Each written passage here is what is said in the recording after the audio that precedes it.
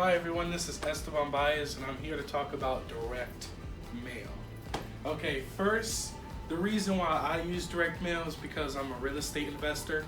And so what I do is first I acquire leads and process through them, and then I send them information or direct mail to capture them so that this way they'll call me back or they'll visit my website or send me an email back. And at that point, what I'll do is I'll schedule an appointment to view their house.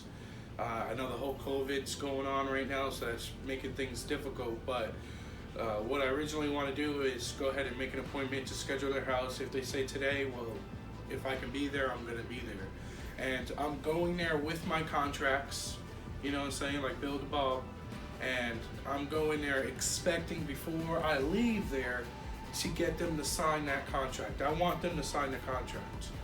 And so always make sure you go prepared. I already have them pre-filled out, and what this direct mail gives me the ability is to make sure I get to these appointments and do that. So we have, or I like to use, just 3 rounded up general types of direct mail, using paper.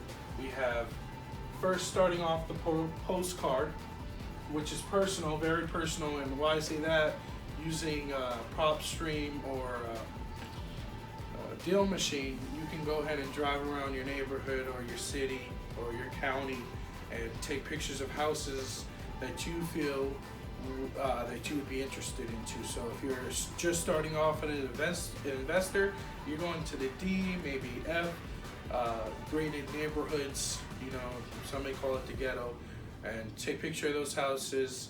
And what it does is it uploads to the platform and creates a postcard with the picture of their house on it and a little description that you go ahead and type in and tell them that you're interested in the house. And then next is probably the most common here is the informal letter. You notice both of these are straight to the point, as opposed to my formal letter that has an extended description. And what I mean by that is, inside this, for example, informal letter, I'm getting straight to the point. I'm just letting them know I'm interested. It looks like a mom and pop kind of wrote it. It doesn't look like a business wrote it. I'm not trying to brand it. I'm just trying to, capture that. And if they don't like that kind of thing and they're like, I don't want to sell to a mom and pop place, I want to sell to a company. Either they're one or the other, they're polar opposites. So I go ahead and I correct both of them. And if I notice one isn't working and I'm following the campaign and, it's not working, and go ahead and throw the formal out there. Now the formal, we have deluxe delivery and package, whereas opposed to the informal and postcard, we just use U.S. Post Office. And what I mean by this is we put them in priority mail envelopes. When we put the letter in there, we don't even fold it in half. This is an example of our informal. So you can see how there's a paper in here that we folded in half. We use this exact size envelope, so we only have to make one fold on a piece of paper. Let me show you what I'm talking about here. So I pull it out, and here it says, hello, it introduces our names. It says, we were driving by your house and we're wondering if you're interested in selling your house. If so, please call. And at the very bottom, kind of a PS thing, we put, we want to make a cash offer. And then I kind of put that, which some people may not say, but I want them to know that, yeah, we are a mom and pop place and we do have a business, but they probably were like, they don't have a website, which of course we do, and that we put everything in our form. The formal also, it says highly branded. That's where you put your logo, of the entity you created.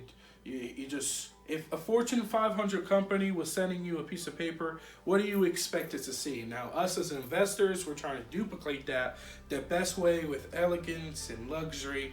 I don't know if I said this, but the paper that we use is thicker, So that's like the informal in comparison to the formal in comparison to the informal.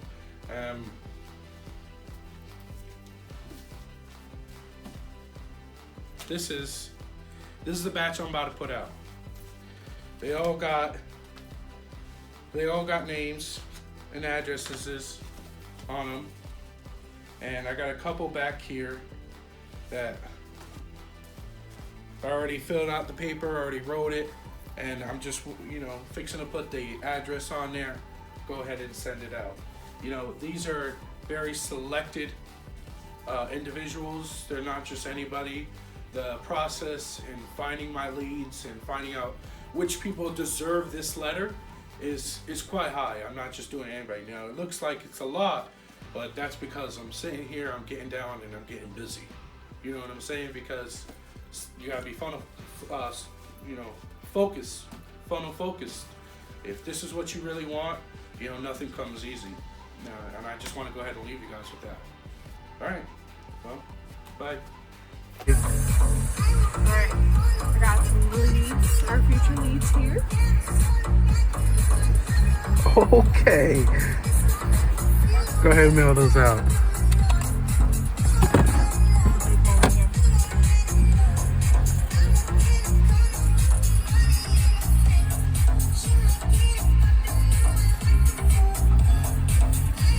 Nice.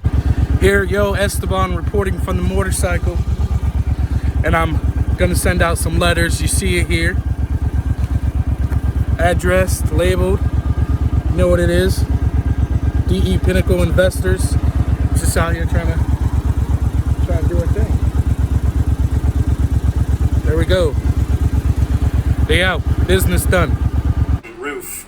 If something goes wrong, there can only, if a 10% increase is only $4,000, but a 10% increase on 150, is significantly more. Definitely. In both time and labor and material. Just the costs get exponentially worse in some ways. All right, so at this point now, I'm assuming you got, like that home equity line of credit that you took out, so you got to pay that thing off, and you'll eventually dig out of that. I guess I'm curious. Here's what I'm curious. Looking back, would you do? This is a hard question, right? Would you do it again? And what I mean by that is, was it worth the education at the end of the day for both projects? Or would you say, I wish I would never gotten into real estate at all? And I want out, guys. I made it on the Bigger Pockets podcast. I'm going to be the first guy to retire after the BP podcast. No, this is just the start, man. Even during my darkest days, I had to sell my car. I haven't had a car for 9 months. I was riding the bus to and from work for 4